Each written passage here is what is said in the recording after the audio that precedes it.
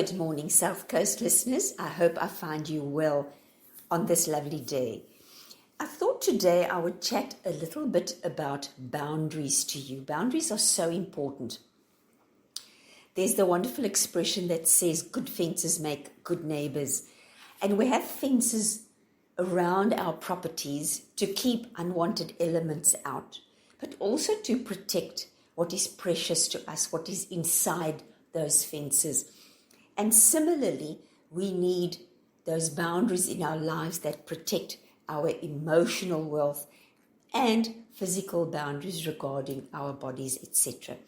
So boundaries, because so few people actually understand boundaries and have seen them work, they don't actually understand the value that boundaries have in our lives, and that it is so good for our mental health and for relationship health. Boundaries are what happens when you can sense in yourself a need or a want, and you can then voice it. You can express to someone else what you need or what you want, and that then sets a boundary in place. Of course, like all boundaries, you need to know what your boundaries are and express them. Because if you don't know, no one else will know. And similar to that fence you have around your property, they need to be pretty secure and consistent.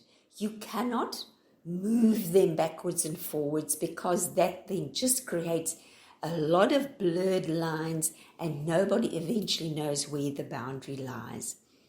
So we all have limits. We all experience violations of those limits. But most of the time, people are not trying to violate your limits. They probably just even aren't aware that they are there. So you need to go and sit with yourself and say, where are my boundaries? What are my boundaries? And get clear, firstly, to yourself about what you want, what you don't want, and then make it known to the people in your circle, in your social life, in your work life. Because these boundaries apply to friends, family, colleagues, everyone we come in contact with as we move through life. So there are 6 boundaries, basic 6 boundaries that we need to be aware of, that we need to have clarity on, and that we need to be able to access and communicate. So the first one is physical boundaries. So a physical boundary includes your needs for personal space. We all have had an experience where someone stands way too close to you in the queue at the cashiers, and we move forward in the hope that they don't move forward as well, because that then is in your personal space. It's a physical boundary. It's also things like needing to rest, needing to have some food or water, and touch. It is okay to let people know that you don't want to be touched in a certain way. And it's also okay for you to let people know when you need to rest or whether you need to have something to eat or drink. Healthy physical boundaries might sound something like this. I'm really tired, I need to sit down. Or I'm not a big hugger, I'm more of a handshaker. Or I need to eat something before I can carry on with this activity or meeting or whatever. Or I do not want drugs on my property, or alcohol, or whatever it is. Or I'm allergic to, let's say, nuts, so we can't have that in our home. No, I do not want to be touched like that. And of course, you cannot go into my bedroom without asking. And then with that, I also want to say, no, you cannot go through my handbag. And no, you most certainly cannot go through my cell phone and look at my messages or listen to my conversations. Physical boundary violations feel like receiving inappropriate touch or unwanted touch. You are very aware of it on that physical, I almost want to say, on that visceral level. And being denied your physical needs like eating or drinking or resting is also a violation of that boundary, that physical boundary. And if those violations go to the extreme of not, being denied something to eat or drink or rest, then of course we're now talking about abuse or neglect. So it is very important that you make it clear when you need those things. And if you are in a relationship where that is not respected, then it is time to rethink that relationship. Entering your room, looking at your cell phone, those kind of things, it's not okay.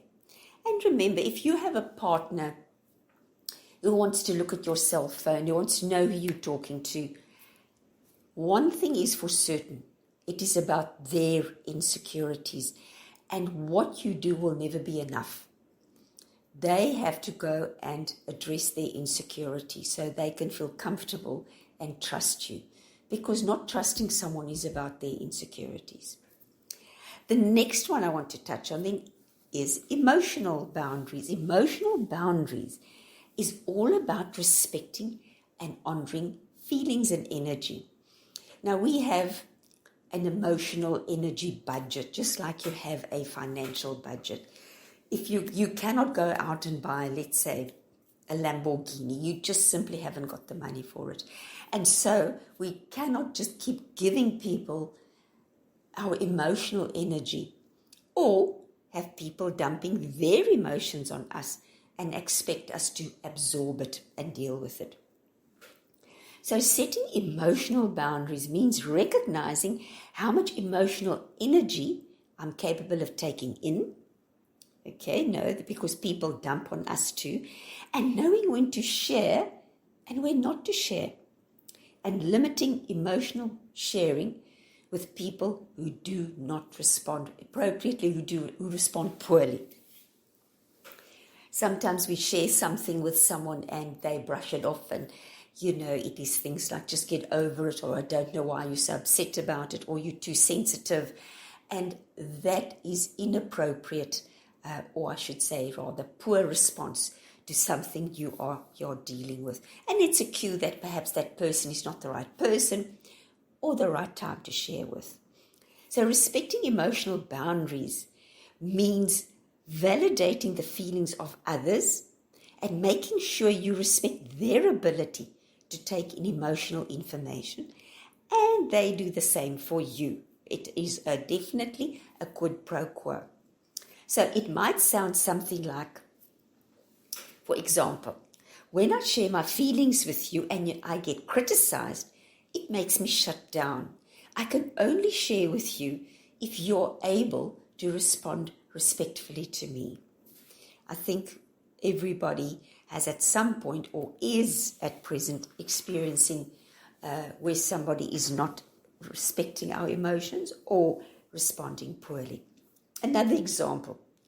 I am so sorry you're having such a tough time right now, but I'm not in a place to take in all this information. Do you think we can come back to this conversation later? I love this because it happens that someone will come to you and say, Lee, I'm not talking in a professional sense here, I need to tell you X, Y, and Z, and you're just not in a place where you can take it in and give them your undivided attention and respond in the correct and appropriate way. So by saying to this person, can we revisit this later? You're not shutting them down. You're not being disrespectful. You're not telling them your feelings don't count. What you are saying, I'm not in a good place. So you are respecting your own emotions. You are putting that boundary in place, and you're saying, can we revisit this later when I'm in a better position to listen to you? Something else. I'm having a hard time right now and I need to talk to you. Are you in a place to listen to me right now?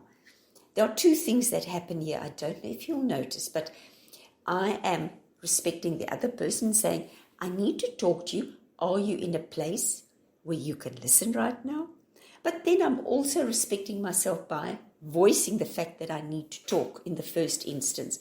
And that way, both the individuals concerned are having their needs acknowledged, but there are boundaries that are not being violated. We cannot just accept that everybody is always happy and ready and willing to listen to us. And by the same token, people can't expect and accept that we are always happy and ready and willing to listen to them.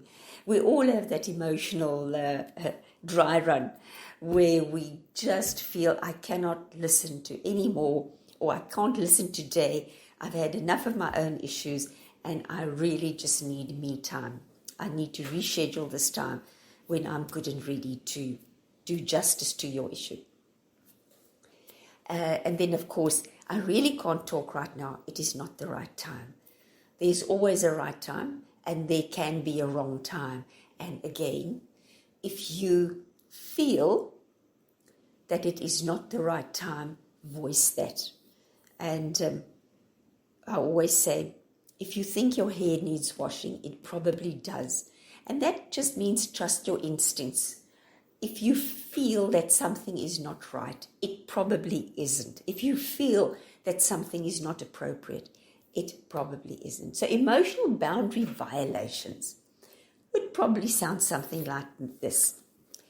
It's dismissive and criticizing of your feelings, asking questions that are not appropriate for the relationship, reading or going through someone's personal and or emotional information, asking you to justify your feelings. I can't see why you're feeling like that. I don't know why you're taking it so personally. I don't know why you're so sensitive. You don't have to justify your emotions. Neither does another person. You feel the way you feel, and that needs to be enough for the listener. Telling someone how to feel, we cannot do that. Assuming you know how other people feel, again, if you've had the same or similar experience, you may be able to, and yet we all experience the difficulties of life in slightly a different way than anyone else. And so we need to be mindful of that. Emotional dumping without your permission, where someone gives you all their monkeys, they walk away, they're feeling a lot better, and you sitting holding their monkeys and your own monkeys, and you feel literally like Eeyore in the Winnie the Pooh stories, where his head is down and his tail is between his legs, and you've just been dumped on, and the other person walks away feeling a lot better. That is not okay. And then sharing inappropriate emotional information with you. There is also a case to be made when someone, sometimes we have a morbid curiosity. When people tell us things we know they really should not be repeating or sharing. And it really is on each of us to say to the other person, you know what, I don't think it's appropriate for you to tell me this. I think you need to just push the brakes a bit, pump the brakes a bit, and rethink that. So those are the emotional boundaries that we need to be mindful of. The next one is time boundaries. Oh gosh, yes.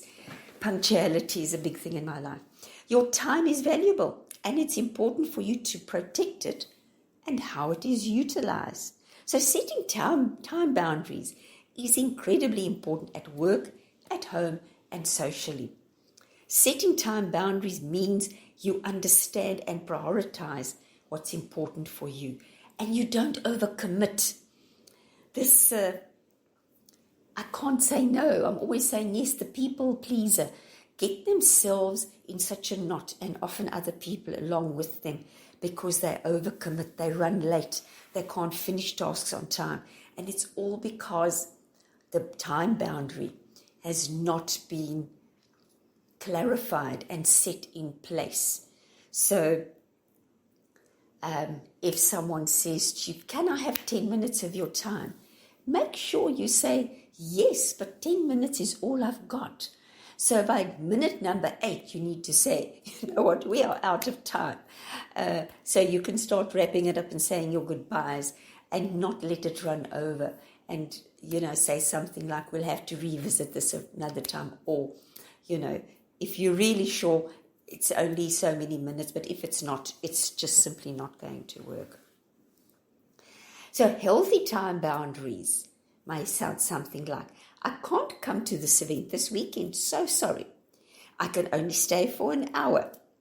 I do not have time to chat today. I would love to help, but that would be overcommitting. Do you have another time? I could perhaps assist you. Or Sundays are family time, so no, I won't be able to make it. Or I am happy to help you with this. My hourly rate is X. Again, if you're in a profession like myself, or I would imagine people in the legal profession, then it often happens that you are approached or stopped or called, and it violates these time boundaries where people want to chat to you, have some assistance and some guidance, but it's not just a quick yes or no answer. It involves a lot more than that. So violating time boundaries is definitely asking professional people for their help without paying for it. Demanding time from people, you have to make time for me. No, they don't actually. You need to be more respectful of their time and their priorities. Keeping people in conversations on tasks for longer than what you told them it would. And again, I come back to the example of, can I ask you something? It'll only be a minute. It generally isn't. So again, put it up front and say, look, I need to chat to you. It's probably going to be 20 to 30 minutes. Is that possible? When is that possible? Showing up late for appointment or cancelling on people at the last minute because you're overcommitted. And as a professional person, it is very frustrating when a client has an appointment for 11 and they pitch up at 20 to 12 and then expect to have a full hour's consultation till 20 to 1 with no consideration or respect for my time or the next client's appointment, which would be running late. So again, that is not okay. And then, of course, contacting people when they are not available, out of business hours or when it would be blatantly inappropriate to do so. We need to, time is, again, it is not infinite, it is finite. You only have so many hours in the day, and only so many hours of that day are you available for consultations or chats or whatever. And if you can prioritize that and make sure everybody knows that. For example, I had a client who had problems with staff walking in and out and asking him all sorts of things. So he couldn't get to his work. And I said, well, have your open door policy between, let's say, 9 and 10:30. And before and after that, your door's closed and there's a do not disturb sign. Everybody will learn that between that slot, they can pop in and ask you if you enjoyed the rugby or, what you thought of the whatever it was, but or a quick question relating to work, but they cannot pop their heads in your office all day long, because with quite a big staff, it really became very disruptive. And in no time at all, everybody learned that before that time slot and afterwards, do not disturb the man, and everybody was a lot happier and a lot more productive. So simple things like that become time management and time boundaries. Now, the last one I want to touch on is sexual boundaries. Now, healthy sexual boundaries include things like consent, agreement, respect, and understanding preferences and desires, and of course, privacy. Now, when it comes to sex and intimacy, there's enough in the media for us to know that forcing yourself on someone is not okay. But there are so many ways in which people are, men and women, are, I want to use the word coerced into intimacy when they're really not comfortable with it. And it's about here first the person who's feeling uncomfortable to voice that very clearly in an unambiguous way. And then for the other person to respect that. So when it comes to things of this nature, make sure you ask permission. You ask what the other person likes. You are clear on what they don't want. You are clear on when. And that privacy is protected at all times. In other words, there's no kiss and tell. There's none of this bragging to your mates and that kind of thing. It makes for a healthy and happy, intimate life. But it also makes both people better people and more confident in that particular area of a relationship. that even when the relationship ends, you know that what happened behind closed doors will always remain there. And there I just want to add that if your partner talks about his previous sexual conquests, just remember he's going to do the same to you. Even if it's in a flattering way, those things are private, and private means private. The word private is not to be debated. It is unambiguous. That means it is not repeated ever. So do that. And then, of course, when it comes to sexual boundaries, there mustn't be sulking or punishing or getting angry. And there's definitely, please, not any of this. If you really love me, you would. No. If you really love me, you would be able to say what you feel, what you need, and it would be respected. Anything else is sheer manipulation and bullying and a violation of a boundary. So again, I come back to what I said at the start. You need to know what your boundaries are. If you don't, and if you cannot articulate them, then how on earth will anyone else know what your boundaries are? So be clear. And if something doesn't feel right to you, if something doesn't sit well with you, voice it. Rather err on the side of caution. And you will feel your sense of self grow, your self-worth, your self-esteem. And remember, self-esteem is the relationship you have with yourself. And that is the most important relationship you will ever have. No matter what, this is not even open to debate. It is the most important relationship. So honor yourself. You come first when it comes to boundaries. And if you're in a relationship with someone who does not respect that, then ask yourself, why am I in this relationship? And it perhaps is a good opportunity for you to reevaluate the relationship and what you want out of life and out of your relationships in your life. So boundaries, make sure you know what your boundaries are.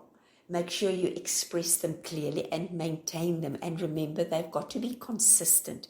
You cannot move them around, and today it's yes and tomorrow it's no, and the day after that it's maybe, and then you want to go back to a definite no. You have to be consistent, because the more clarity there is, the happier the relationship. Whether it be a romantic, professional, casual, the happier everyone is. So I hope that was useful. I hope everybody got something out of that. That was so important. It's definitely one of the most important areas in our social interaction with people. And if anybody out there would like to contact me, please, it would be my honor and privilege to assist you. And you can do that on 082 330 2439. And I wish you all a very, very happy day. The radio station you can't live without. This is your radio. This is South Coast Radio.